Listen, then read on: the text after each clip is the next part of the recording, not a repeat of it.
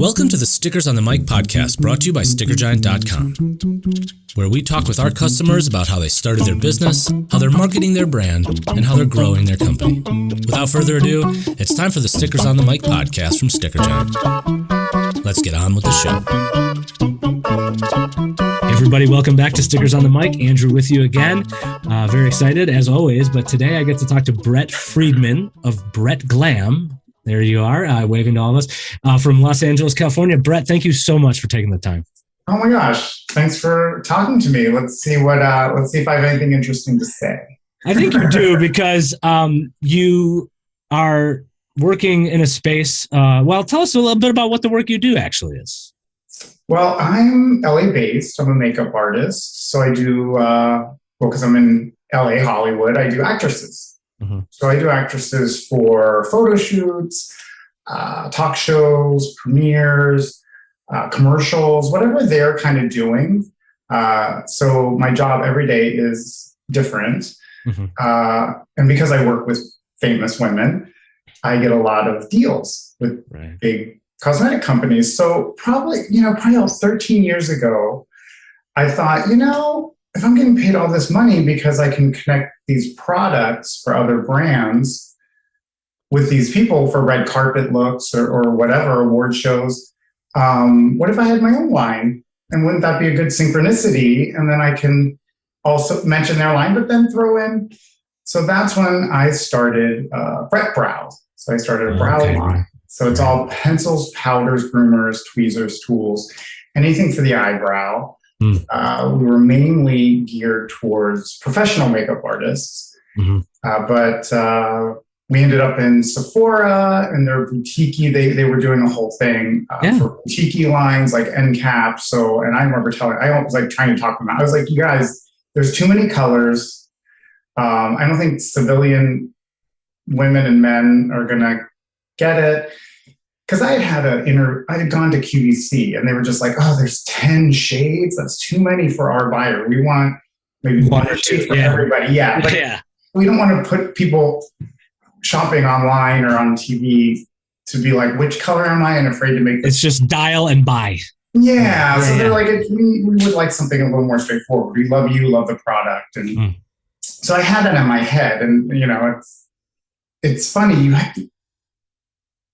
You have to change, with information we get or things that advice we get at certain periods in personal life and in work that we stick to for too long, So I held on to that for about 6 years. When Sephora came, I still was running on the fumes of, this is a pro-centric line, civilian, like I was saying, civilian men and women won't get it. But they were like, no, people are watching YouTube videos and they're more they actually kind of want things that feel like really tailored to them and that extra step of figuring it out. And then did great in Sephora. So now we sell to everyone, we sell on Amazon and I kind of, we're mostly in pro stores, but That's really interesting too, because you were saying you were doing this about 13 years ago, which is way before like the influencer economy and a lot of product placement just in social media for personal use, right? I mean, you're a professional doing your own thing, and that space is very wrapped up in people who are sponsored. Like a A-list celebrity is going to have a sponsorship with a certain brand and they want to use that ostensibly, and you had to probably use those products, right? Yeah. So, when I do certain actresses, they have deals with cosmetic companies. So I always talk about other brands. And that's a big part of my business is not just a shrill for my own my own line, but I talk about other things. I use other things, So that's just really, so how did you become doing celebrity makeup though? I know, it's weird, right? And I'm from Pittsburgh. My family, for the first because I started in Miami, I always did makeup.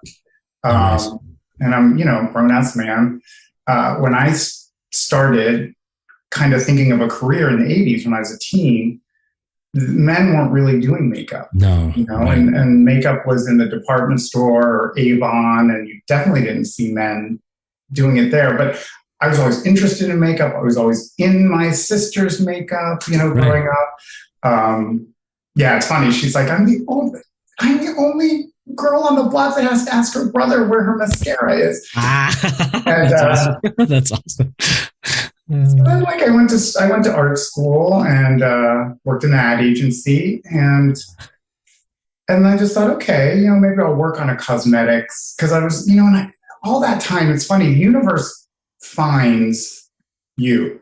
I would always get calls to do makeup for weddings or for friends. Like I didn't even have to try for whatever reason, because I would sometimes do my friend's makeup when I was a teenager. So the word got out.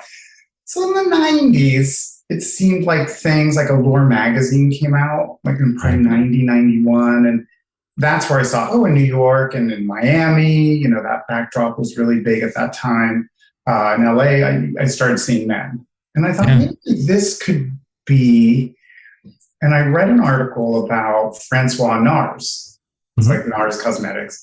And he just talked about, he does fashion shows, he does this, he does that, and had his own line. And I thought, I'd like my life to look like that. And then I could. Yeah, so I moved to Miami. I knew we had relatives down there. So, and got a little apartment, worked in a makeup store. I was old for starting, changing gears. I was 24. So all the young makeup artists there were just, 19, 20. But because I was a little older, I was on time. I was running a business unabashedly. Like I wasn't partying, and I went to bed at bedtime. Yeah. Well, you were disciplined. You were disciplined, right? I mean, I think I had that maturity. So while they were like, a lot of the people that I worked with that were kind of around me, sort of trying to get an agent, doing like in your career, there's always these steps that are built in, and. And then I started doing shoots out of the makeup store. People would come in and one thing led to another. And then I was like, okay, after about 4 years, I was working. I had an agent doing commercials and stuff. And I was like, I think I need to move to a bigger market. So New York, LA. I was more interested in actresses than models. Okay. So I was like, well, let's go to LA. And then I had to start all over again. Oh, real right. So you took a step back to keep going, though. Yeah. Nice. Which you've probably done too. Well, we all have our back and forth. Yeah, right? Built in. So coming to LA though, then how do you curate that kind of clientele? Because again, I mean, that is obviously a very insular world, I presume, to break into, to get into these spaces where some of these people who, again, they're bold faced names, right? I mean, you got Reba McEntire. I was geeking out with you on that, right? How do you find yourself being able to land some of these actresses, Lisa Kudrow, for instance? You said you were working with some of them for decades. That's a very personal relationship. Yeah. It's awesome. I remember when I was in Miami, I was doing models, who are very young. They dress them up to look like women, but a lot of them, they're teenagers. They're going to the mall after a shoot. When I moved to LA and I started working with actresses, they were running a business. They had full lives. They had a say. They pick a lot of times. The more famous they are, they pick the photographer. They pick, stylist. So, I think when I got here, I didn't have any actresses. Because I got here in 96, and I didn't have any actresses in my book. I had models, and I had covers of fashion magazines and all this stuff, European. But they're at that time, they're what everyone wants is at least one cast member from Friends. I remember an agent telling me that. That was the 90s. Yeah, I mean, the 90s was Friends was everything. You get someone a Charmed was really big. That's right. That ended up being, these were the things. So, but Courtney Thorne-Smith, an actress, she was finishing Melrose. This is 1996. And she, and I did her for a shoot, and I still work with her to this day.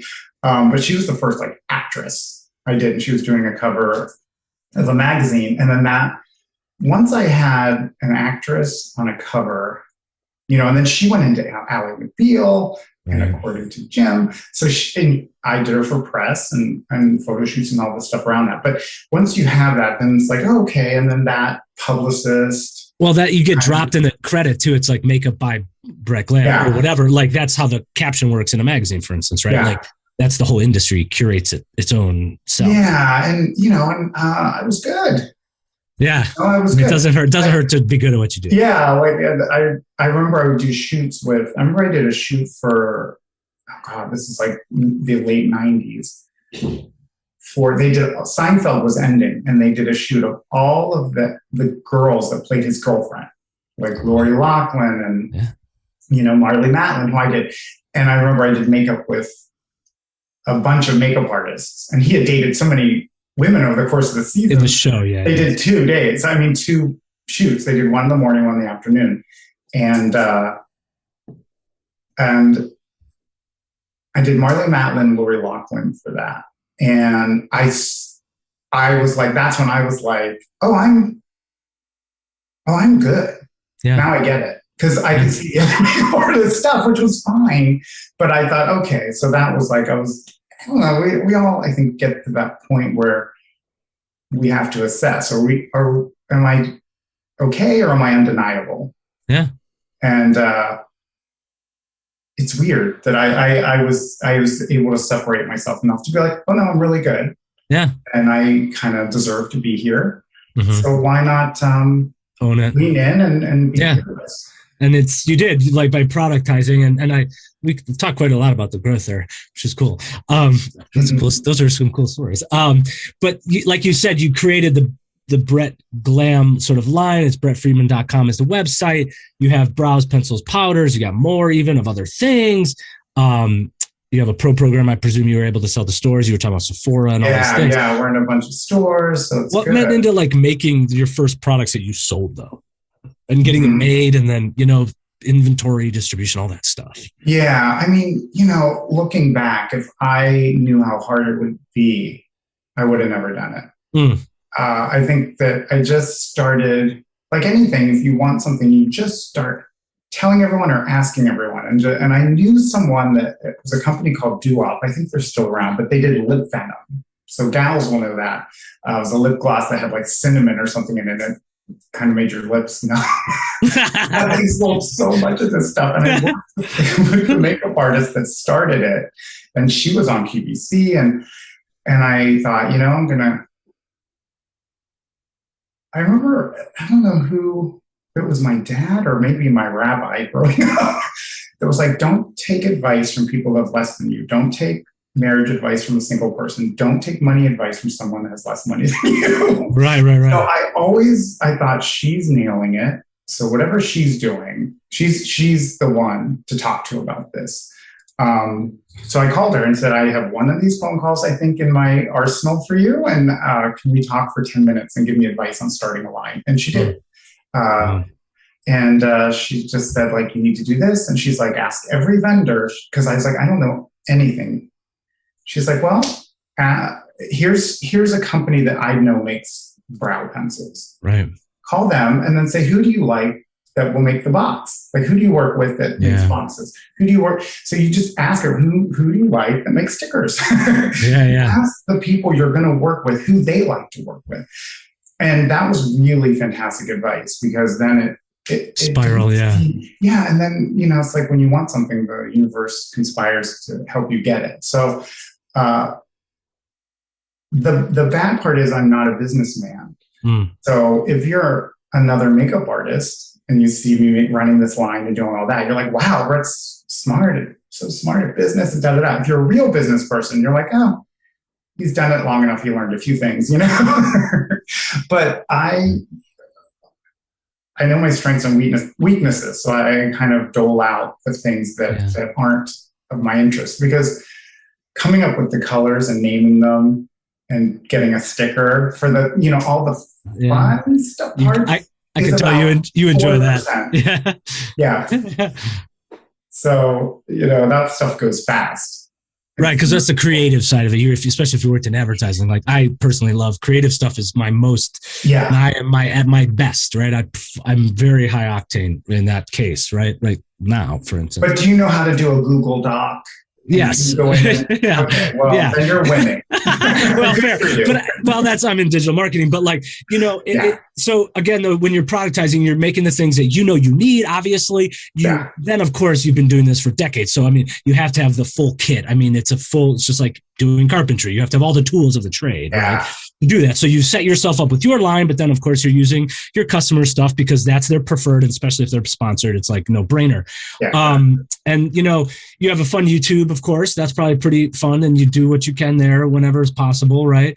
Facebook. I mean, how are you have, like I said, it sounds like your business is, the work that you do physically is taken care of now because you have these stars, they're your customers. But then when it's coming to selling things, how does that all work for you to keep churning that sort of e-commerce engine? Yeah. So, I wear two hats. So, when I'm not doing photo shoots, but I'm always thinking, like, if I'm doing an actress for an event, I'm like, okay, we have the social media dragon. Yeah. We have to fill. Yeah. That's my point of difference. Growing up, my father was a caterer, and I think when things started changing, people started wanting espresso and arugula and all that. He was like, no, we do rigatoni weddings and we have iceberg lettuce. He didn't want to change in the 90s. And I remember seeing that and being like, you know what, just gotta get out. If it feels uncomfortable and it feels like that's too much and I shouldn't have to do that, then you have to do it. So the social media thing, luckily, I have a built-in thing and a system that I do it, and I do like it. I kind of look at it like I'm the editor of my own magazine. I can have a say in how I'm perceived and how my products are perceived. That's the way I process that. So I don't feel like I work hard enough and now I have to like stand there and try to make a TikTok, like, no, that's part of it, But that's awesome. It's a whole thing. It's a whole so obviously the days I'm doing makeup are much easier when I'm in the office and we're trying to come up with posts and, trying to do the calendar and trying to figure out new products and all that stuff. Or just the nights, I always say I'm in the shipping business, really. Yeah, right. Yeah, that's all of our emails are, where's my pencil? Yep. I send tracking and they can see it, but they still, Welcome to our life, right? Like e-commerce is tough, right? Yeah. But I think they think we deliver it. I was like, well, no, it's not my hands. That's funny. It's not my hands anymore. So you don't have like a retail presence other than the things with the Sephora or whatever you're doing in that regard, right? Yeah. I mean, most like we're Mimi's and Nigel's and Friends, like mostly pro stores and some spas and things. Cool. But yeah, so, we deal with the stores, we deal with Amazon, we deal with our, my own website. Okay. So you do it on Amazon too. You do use Amazon. Yeah. And for a while there, Amazon was actually very quickly was selling more than the website because, no one has to sign It's on. one less step. It's one less step. Yeah. Yeah. They just look and so I was like, all right, let's get on there. And now they're about neck and neck. They're equalizing. Yeah. Yeah. Because, we only really tag the website on socials. So a lot of TikTok videos or how-tos and stuff or influencers that use the stuff aren't tagging Amazon. So it's really interesting how that part of it is so huge. Yeah. That's amazing.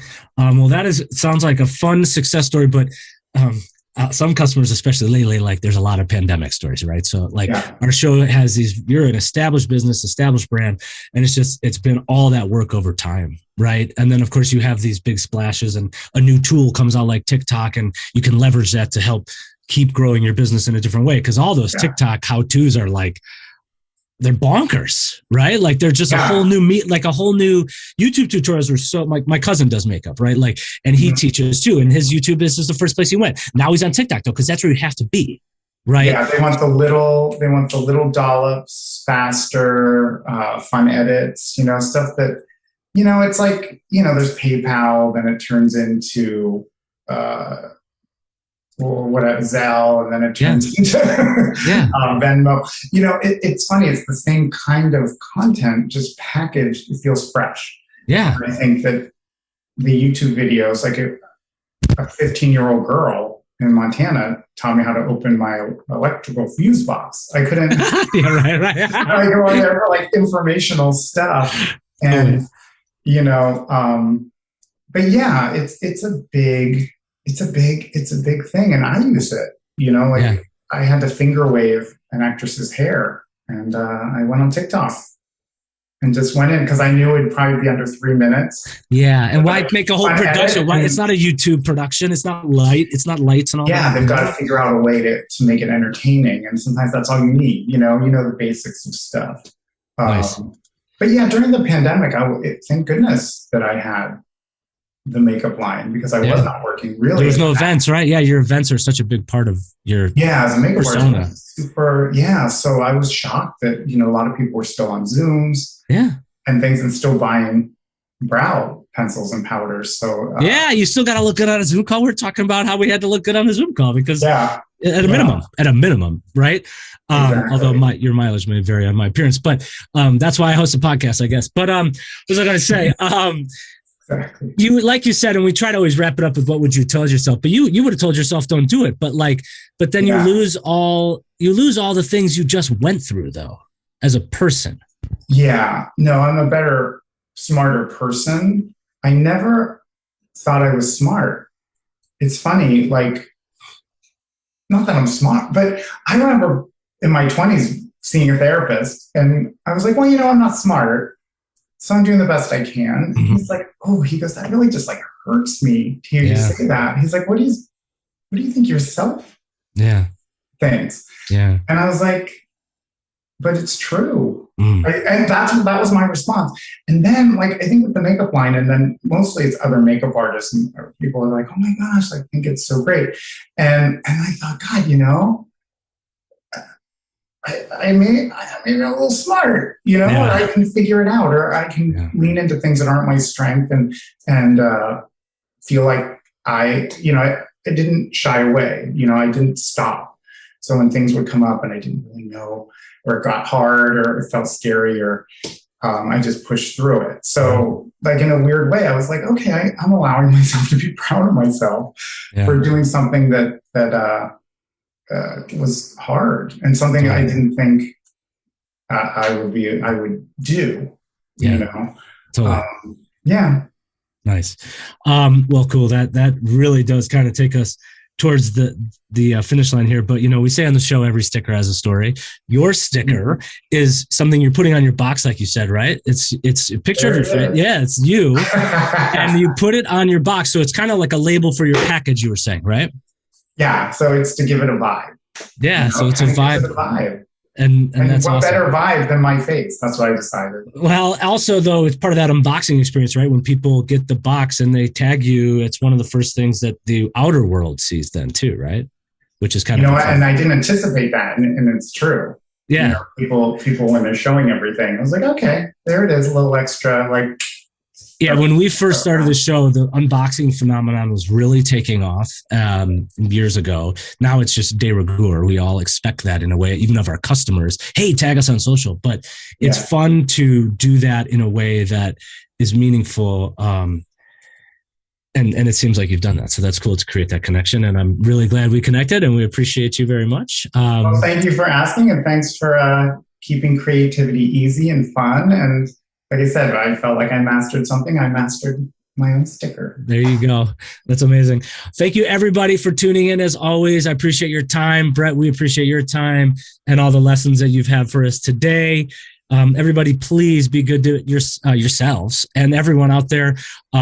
This month, every day of the year, that's what we try to promote here on the show is business growth and marketing, but also doing good and trying to highlight these amazing stories from, we just have so many amazing customers. So Brett, thank you for being one of them. We really appreciate it. Thank you. It was fun. And everyone, take care of yourselves, and we'll see you soon.